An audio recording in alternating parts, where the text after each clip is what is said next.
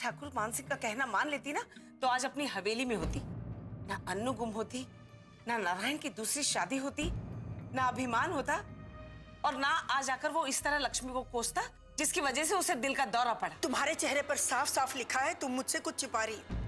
बताओ मुझे, कहाँ गया था अभिमान? बताओ कावेरी, क्या बात है?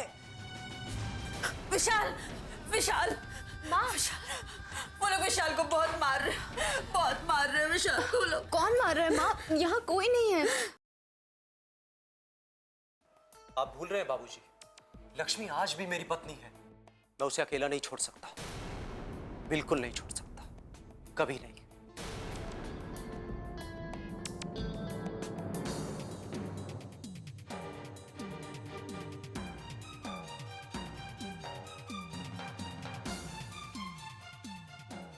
देख लिया ठाकुराइन अपने लाडले के लक्षण?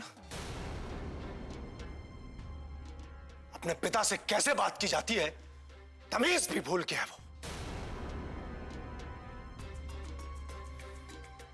अच्छी तरह जानते हैं ये सब कुछ वो औरत कर रही है। वो औरत भड़का रही है उसे ताकि अपने पास बुला सके। लेकिन एक बात याद रखना ठाकुराइन, हम अपने जीते जी ऐसा कभी नहीं होने देंगे ठाकुराइन, कभी नहीं।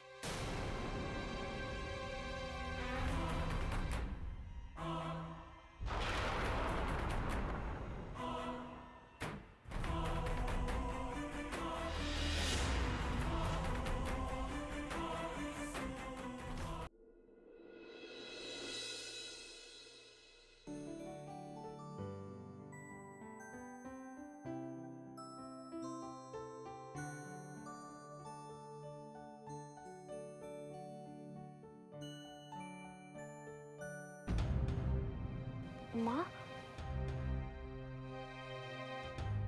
माँ, माँ कहाँ चली गई? कहीं हवालात तो नहीं चली गई? कहाँ गए? अनु, मेरी चप्पल देखी तुमने? हाँ, मिल गई। माँ कहाँ जा रही हैं आप?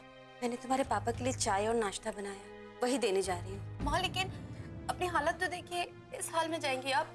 तुम्हें पता है ना, सुबह सुबह तुम्हारे पापा को चाय पीने की आदत है। वहां तो उन्हें किसी ने चाय दी नहीं होगी, वही देने जा रही हूँ। पहले ही बहुत देर हो चुकी है, मैं चलती हूँ। माँ लेकिन सुनिए तो, थोड़ी देर रुक जाइए, मैं भी चलती हूँ आपके साथ। पर बेटा बहुत माँ बस 5 मिनट। अच्छा जल्दी तैयार होकर आओ, मैं बाहर इंतजार कर रही हूँ, जल्दी आना।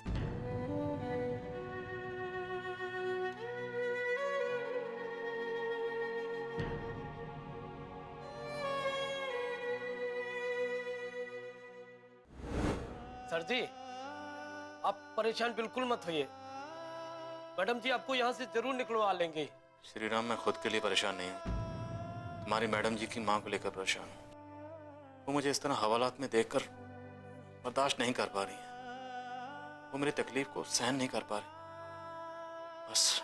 वो तो है सर जी, कल मैडम जी की मम्मी बहुत रो रही थी। उन्होंने कभी सोचा नहीं होगा इस गांव में उनके साथ ऐसा हो जाएगा। और उन्होंने क्या, हमने खुद नहीं सोचा था कि ठाकुर साहब ऐसा कर डालेंगे। सब किस्मत की बात है, जो किस्मत में लिखा होता है वो होकर रहता है। किस्मत में लिखा था इसलिए तो मैं ठाकुर मान सिंह के यहाँ नौकरी मांगने चला गया। उन्होंने मुझे कहा कि नौकरी की बात किसी को मत बताना, मैंने नहीं बताई। यहाँ तक कि अपनी बेटी अनु से भी ये बात छुपाई। काश मैंने अनु को बता दिया होता तो आज ये दिन नहीं देखना पड़ता। ठाकुर मान सिंह अपनी चाल में कभी कामयाब न हो पाता, लेकिन बस सब किस्मत की बात है। एक बात पूछे, हम आपको आपके घर से गिरफ्तार किए, हवालात में डाले, इसके लिए आप हम पे बहुत गुस्सा हुए होंगे ना? लेकिन क्या बताऊं सर जी, हम कसम से कह रहे हैं बहुत मजबूर थे साहब। नहीं नहीं श्रीराम, ऐसा बिल्कुल मत सोचना। तुम अपनी ड्यूटी कर रहे थे और मैंने अनु को भी हमेशा यही बात समझाई है कि अपनी ड्यूटी को पूरी निष्ठा से निभाना। इसलिए तुम कभी मत सोचना कि मुझे तुम पर गुस्सा आया होगा या कुछ। सुशीला, कैसे हैं आप? मैं भी कैसा सवाल कर रही हूँ? हवालात में कोई अच्छा कैसे हो सकता है? मैं आपके लिए चाय नाश्ता और अखबार लेकर आई हूँ। आपको सुबह सवेरे मेरे हाथ की बनी चाय पीने की आदत है ना। बिना चाय पिए आपकी सुबह नहीं होती। और फिर आपको अखबार पढ़ना भी अच्छा नहीं लगता, इसलिए मैं सब। शीला, मैं हवालात में हूँ।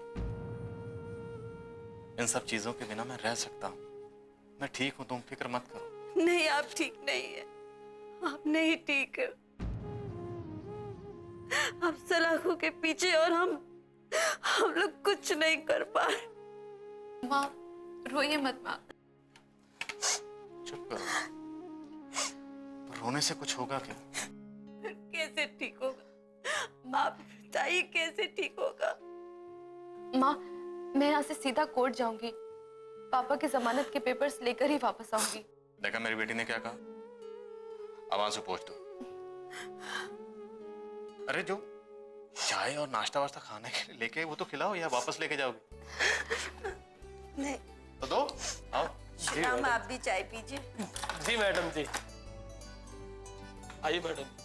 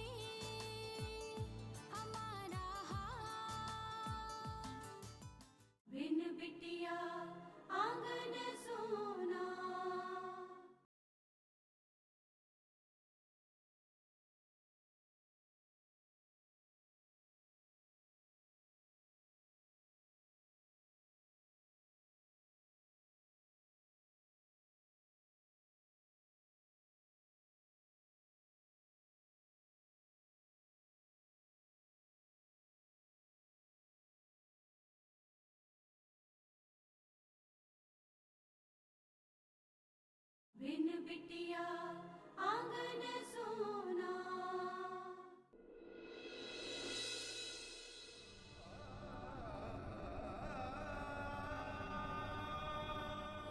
और मैंने जो किया वो सही किया। वो औरत जिए या मरे मुझे उससे कोई फर्क नहीं पड़ता। अभिमान, नारायण, नारायण।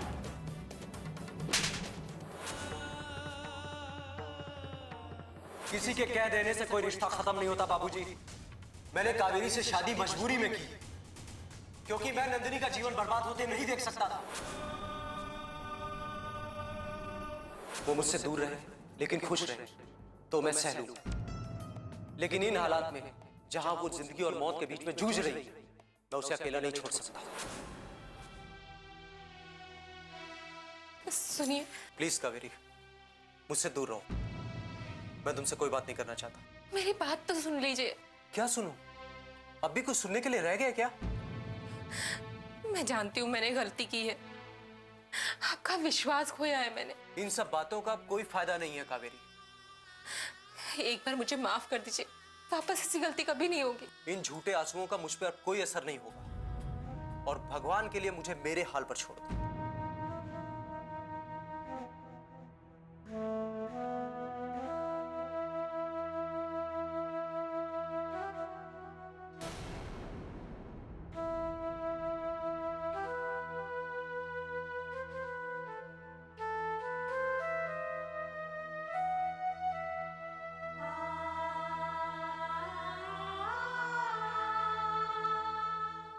कावेरी, हाँ जी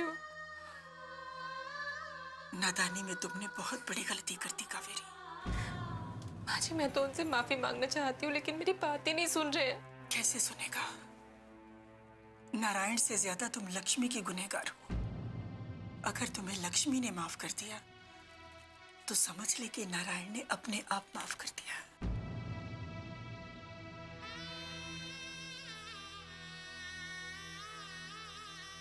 नारायण से ज्यादा तुम लक्ष्मी की गुनहगार हो।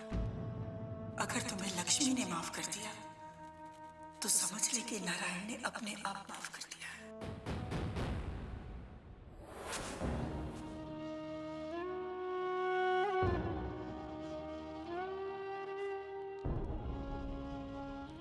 माँ, ना मत रूठो। इतनी सी गलती की इतनी बड़ी सजा दोगी? हाँ,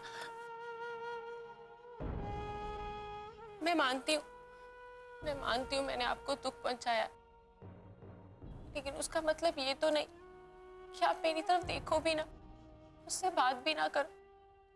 हाँ प्लीज उठ जाओ ना, एक बार बात कर लो ना। आप प्लीज उठ जाओ, एक बार मुझे देख लो ना माँ। माँ उठो ना।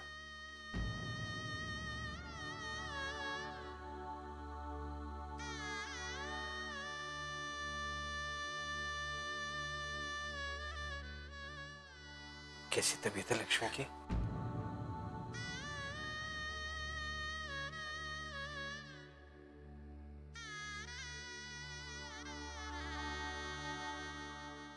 नानू,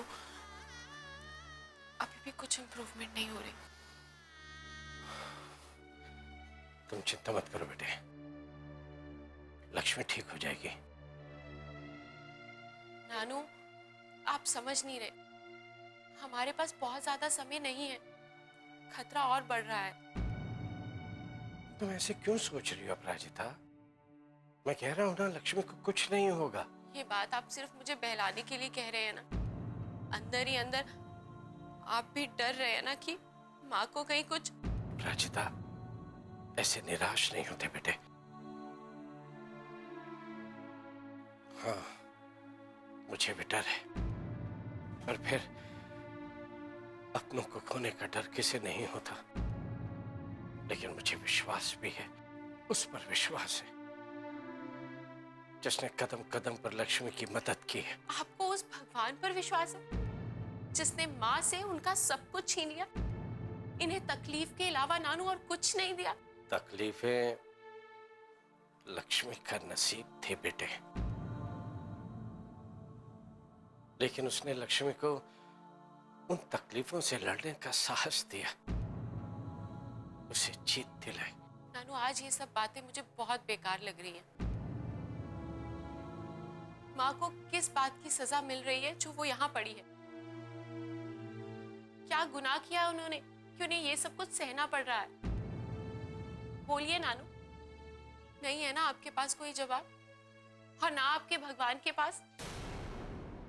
बिन बिटिया आंगन सोना।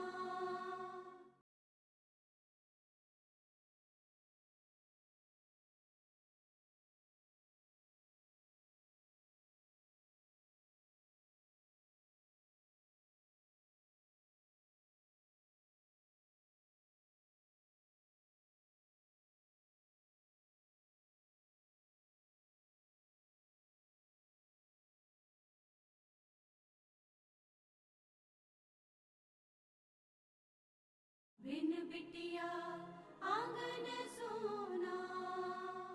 नहीं है ना आपके पास कोई जवाब, और ना आपके भगवान के पास? पहले उन्होंने माँ से उनका सब कुछ छीन लिया, अब आपका भगवान मुझसे मेरी माँ छीनना चाहता है। और अगर ऐसा हुआ नानू, तो मैं आपके भगवान को कभी माफ नहीं करूंगी, कभी माफ नहीं करूंगी।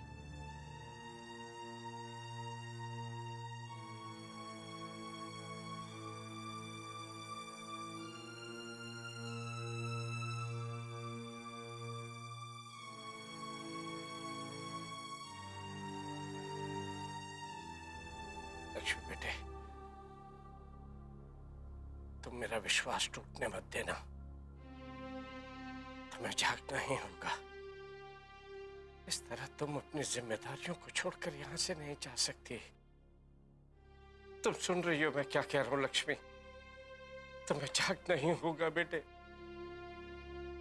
तुम्हें जागना ही होगा।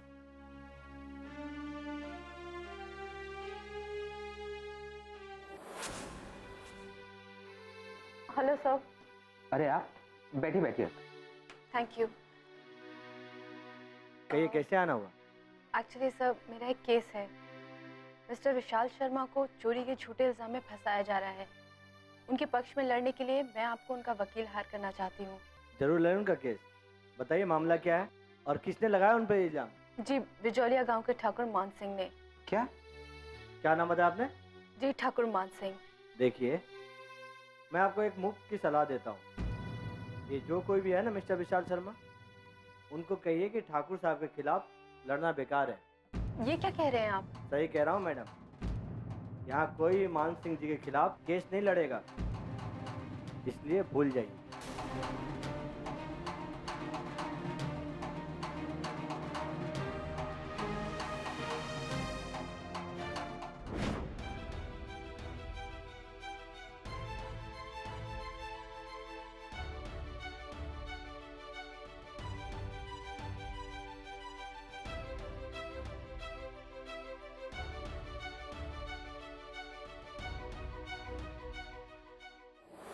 मैं चाहती हूँ आप मेरे पापा का केस लड़ें। उन्हें ठाकुर मान सिंह ने झूठे चोरी के इल्जाम में फंसा दिया है।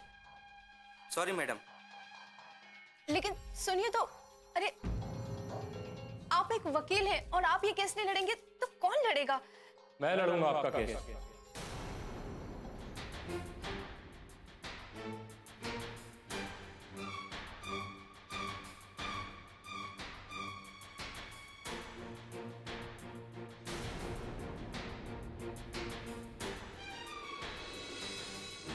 आप? एडवोकेट वीरेंद्र सक्सेना। लेकिन आप जानते भी हैं कि केस किसके खिलाफ लड़ना है? जो भी हो, नाम में क्या है? जिसने गलत काम किया है उसको तो सजा दिलवानी ही पड़ेगी। लेकिन फिर भी मैं आपको बता देती हूँ, ये केस ठाकुर मान सिंह के खिलाफ लड़ना है।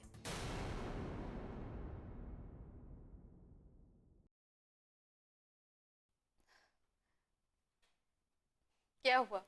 कुछ नहीं, बस सोच रहा हूं कि इन लोगों के पास इतनी धन दौलत है, फिर भी ये लोग ना तो खुद शांति से जीते हैं, ना तो दूसरों को शांति से जीने देते हैं। इसका मतलब आप ये केस लड़ेंगे? मैं ये केस लड़ूंगा भी और जीतूंगा भी।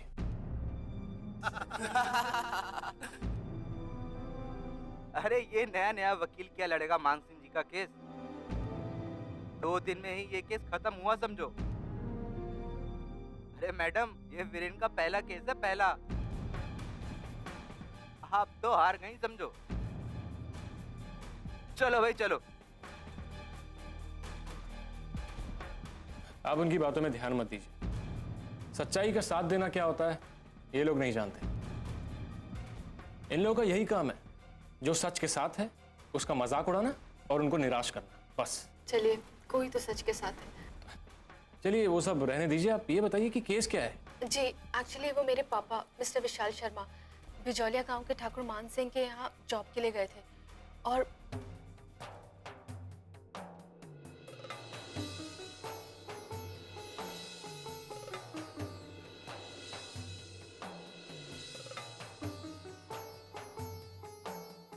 लेकिन हाँ, पापा को आज ही जमानत दिलवानी है।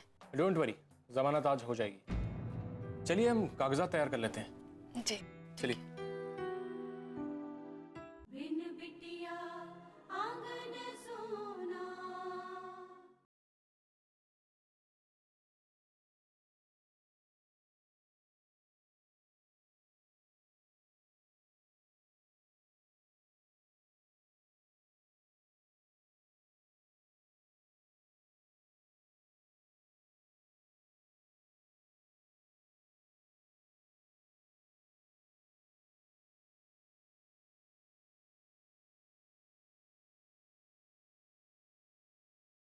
बिन बिटिया आंगन सोना।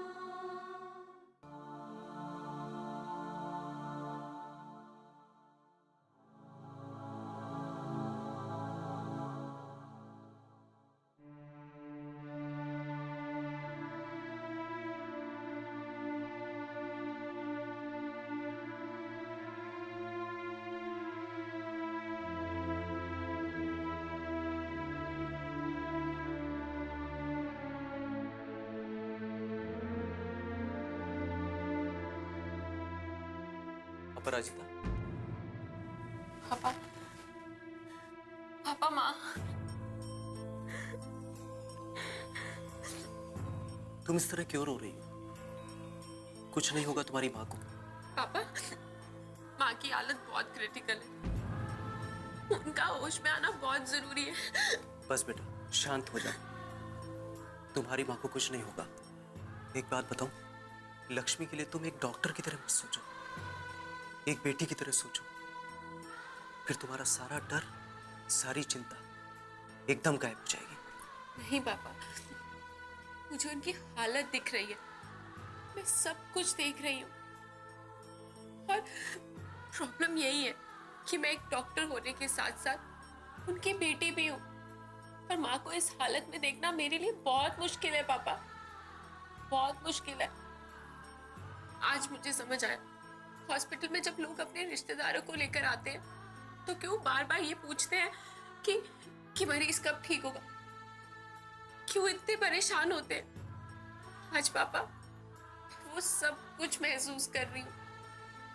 काश आज कोई डॉक्टर आकर मुझे ये तसल्ली दे कि माँ ठीक हो जाएगी, कुछ नहीं होगा, उन्हें बहुत जल्दी होश में आ जाएंगी। तुम फिर रोने लगी?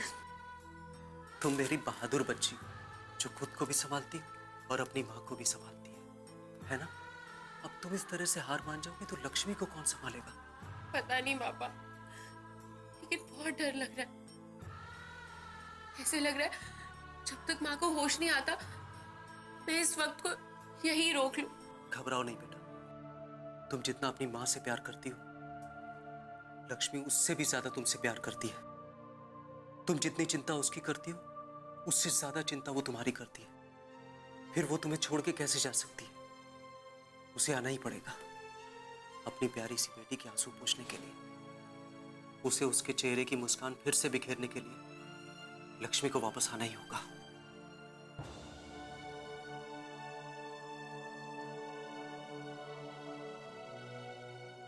लक्ष्मी एकदम ठीक हो जाएगी, तुम बिल्कुल चिंता मत करो।